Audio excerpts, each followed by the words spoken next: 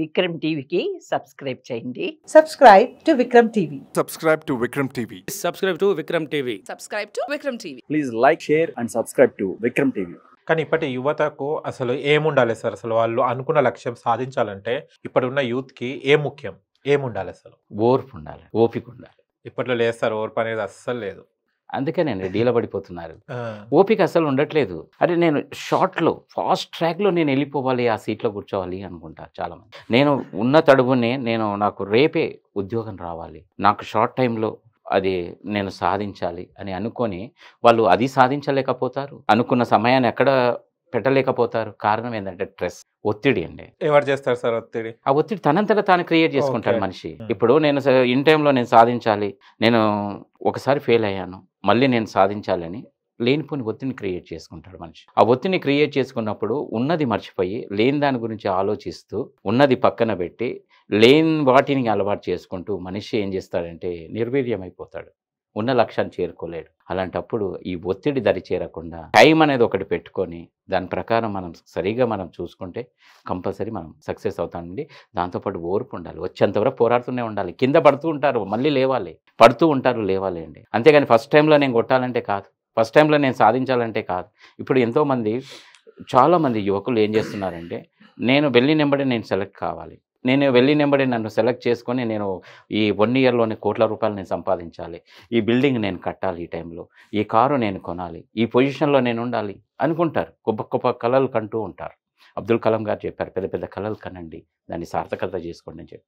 కళలు కనడంలో తప్పలేదు, కానీ దాన్ని ఆచరించే విధానంలో కూడా ఆ విధంగా ఉండాలి, అంత కఠినంగా ఉండాలి. వాళ్ళు ఉంటేనే చేయగలుగుతారు. అంతేగాని ఏదో పెట్టుకొని ఏదో చేయకుండా ఉండి గివప్ ఇస్తూ పడి లేచిన అరే నేను ఓడిపోయానుగా నేను చింతిస్తూ స్ట్రెస్ ఒత్తిడిని తెచ్చుకుంటూ ఉన్నదాన్ని పక్కన ఉన్న లక్ష్యాన్ని పక్కన పెట్టి లేని లక్ష్యాలను తెచ్చుకుంటూ వేరే దానికి బానిసలై నిర్వీర్యం చేసుకుంటే ఏదీ సాధించలేదండి.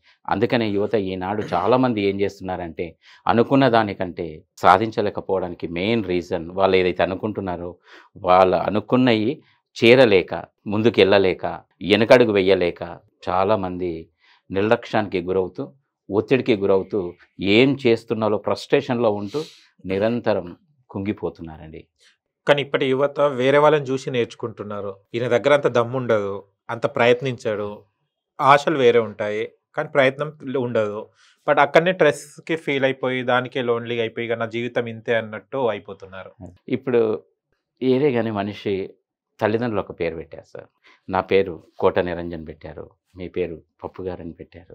మనం ఏమనుకుంటాం, మన పేరు అద్భుతంగా ఉండాలి, రాణించాలి, ఎంతోమంది నాలుకల యందు మన పేరు పిలువబడాలి, ప్రపంచం మొత్తం మన పేరు తెలవాలి అని మనం ఒక ఐడెంటిటీ కావాలని కోరుకుంటాం. ఎంతవరకు మనిషిని ఫాలో కావాలి అంటే మనకు నచ్చినంత వరకు మనకి ఏవైతే మంచి విషయాలు ఉన్నాయో అవి తెలుసుకొని ముందుకు నడవడంలో తప్పులేదు.